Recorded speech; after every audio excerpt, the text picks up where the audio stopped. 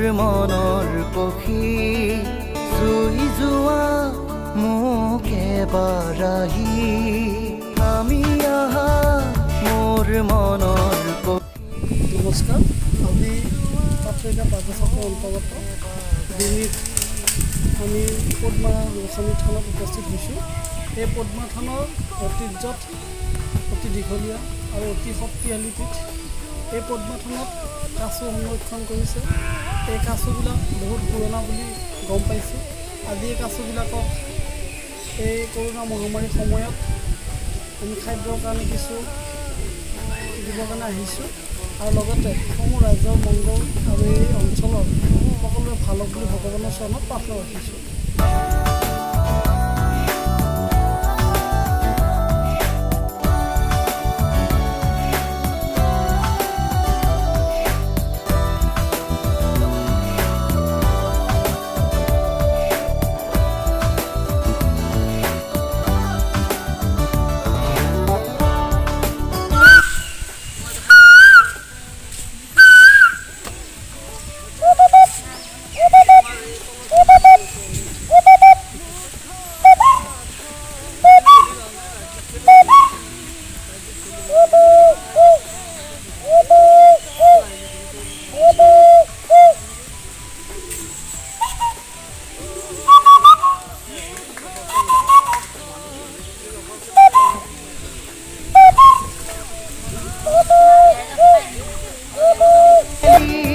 মন যায় তোমাক এবাৰ সুধি চাবলে, মন যায় তোমাক এবাৰ চুই চাবলে।